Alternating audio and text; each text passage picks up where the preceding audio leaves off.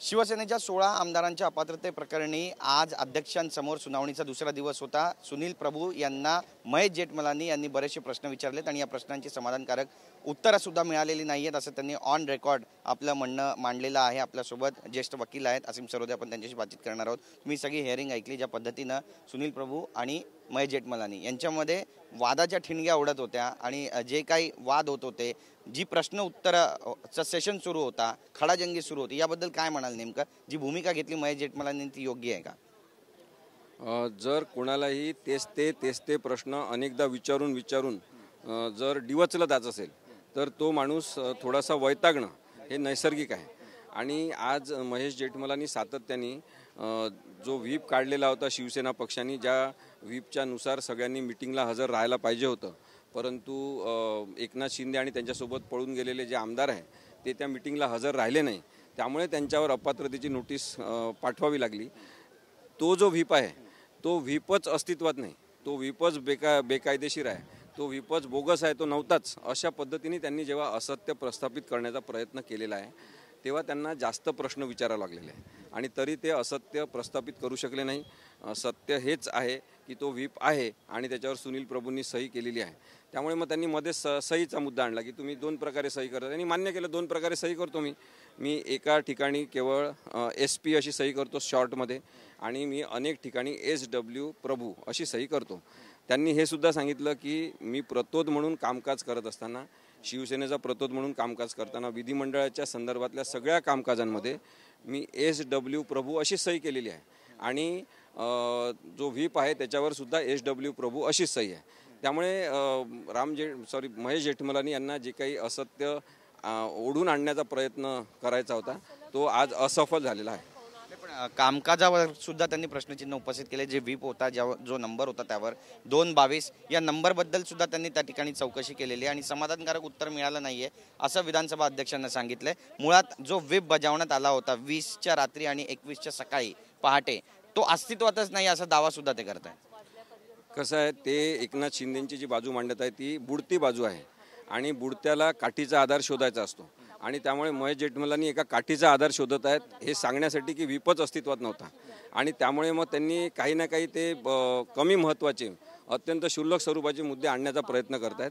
त्यावर सुद्धा सुनील प्रभू यांनी सांगितलं की त्या व्हीपवर जो नंबर होता वगैरे त्या गोष्टी मी पाहत नाही, मी सांगतो की व्हीप असा काढायचा, तो टाईप करा। व्हीप टाईप केला जातो, मी त्याच्यावर सही करतो प्रतोद म्हणून, ती सगळीकडे पाठवला जातो।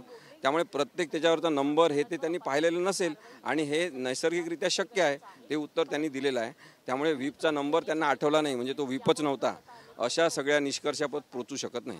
2/22 म्हणजे हा व्हीप दुसरा आहे असं सुद्धा एक युक्तिवाद त्या ठिकाणी हो, त्यांनी सांगितलं ना, त्यांनी सुनील प्रभूंनी सांगितलं की माझ्या कार्यकाळामध्ये मी 2-3 व्हीप काढलेले आहे, त्यांनी आधीच सांगितलेलं होतं। त्याच्यामध्ये काही डिस्प्यूटचा विषय नाही आहे। महेश जेठमलानी हे अत्यंत केविलवाणा प्रयत्न करून एकनाथ शिंदे यांची बाजू आज मांडण्याचा पुन्हा प्रयत्न करताना दिसलेले आहेत। नक्कीच एक सगळ्यात महत्त्वाचा प्रश्न विधानसभा अध्यक्षांनी एक काळजी या ठिकाणी उपस्थित केली ती म्हणजे 16 दिवसच केवळ राहतात सुट्ट्या वगळल्या तर, आणि या 16 दिवसामध्ये ज्या पद्धतीनं स्पेसिफिक प्रश्नांची उत्तरं दिली जात नाहीये, लेंदी होते सगळी प्रोसेस, त्यामुळे सुनावणी पूर्ण करणं कठीण दिसतंय असं सुद्धा ते त्या ठिकाणी म्हणतायत।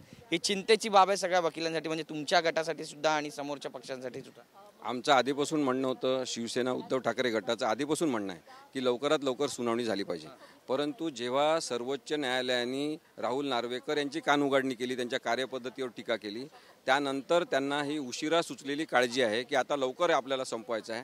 त्यामुळे बोलताना रेकॉर्डवर सगळे असं बोलतात की आपल्याला लवकर संपवायचा, विलंब लावायचा नाही आहे, परंतु मग 16 दिवस का, पूर्णच्या पूर्ण दिवस त्यांनी वापरायला पाहिजे। शनिवार रविवारसुद्धा सुट्टी घ्यायला नको, कारण की संविधानिक चौकटीत बसणारं सरकार असणं ही लोकांची हक्काची बाब आहे आणि त्यामुळे हा संविधानिक नैतिकतेचा जो प्रश्न आहे तो गंभीरतेने घेऊन शनिवार रविवारसुद्धा कामकाज घ्यायचं आणि संपवायचं। असं केलं तर 16 दिवसापेक्षा जास्त कालावधी आहे जेव्हा कामकाज होऊ शकते।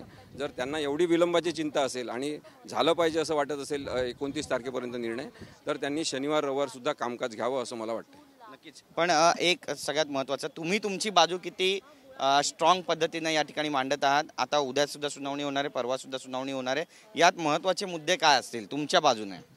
उद्या सुनील प्रभूंचीच पुन्हा साक्ष चालू राहणार आहे। परवा तर रद्द झालेला दिवस, त्याच्यामुळे त्याच्यानंतर सुरू होईल, परंतु सुनील प्रभूंची उद्या सुनावणी पूर्ण होईल आणि ते ज्या सत्यावर आधारित वस्तुनिष्ठ पद्धतीने उत्तरं देत आहेत अत्यंत वास्तववादी उत्तर देत आहेत ते पाहता मला वाटत नाही की महेश जेठमलानी यांना काही यश येत आहे. तरी पण उद्याचा दिवस काय होते आपण नक्कीच बघू शकतो. एक सगळ्यात महत्त्वाचा प्रश्न आहे, तुम्हाला कुठेतरी असं वाटलं की ही सगळी सुनावणी जी आहे ती अगदी योग्य पद्धतीनं सुरू आहे, कायद्याच्या आधारे सुरू आहे, किंवा कधी असं वाटतंय तुम्हाला सुनावणीच्या दरम्यान की आता हे सगळं एकतर्फी होत आहे? कायद्याच्या द्वारे आता कायद्याच्या चौकटी थोडी सुनावणी होत आहे असं आता म्हणायला पाहिजे. त्याचं स्वरूप चांगलं होत आहे, बदललेलं आहे ते स्वरूप. सर्वोच्च न्यायालयाने दखल घेतली आणि कानउघाडणी केल्यापासून कामकाजाची पद्धत सुधारलेली आहे असं नक्कीच म्हणायला पाहिजे. परंतु जे प्रश्न विचारले जात आहेत ते अनावश्यक बरेचसे आहेत.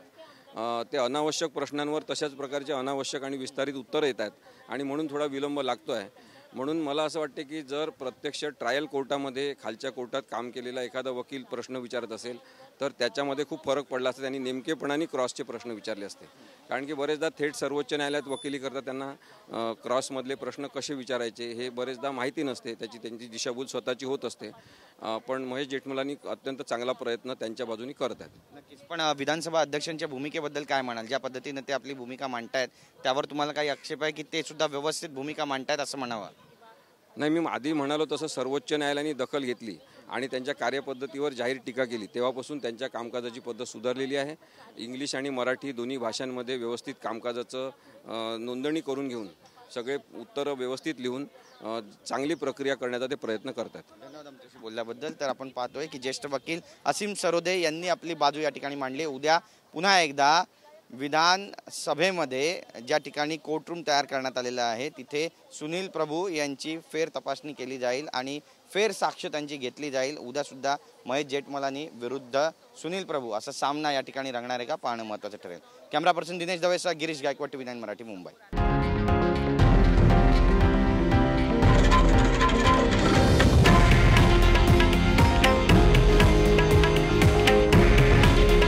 हे आहे देशातील नंबर 1 न्यूज नेटवर्क आणि आपण पाहत आहात TV9 मराठी. काळजी तुमची, हित महाराष्ट्राचं.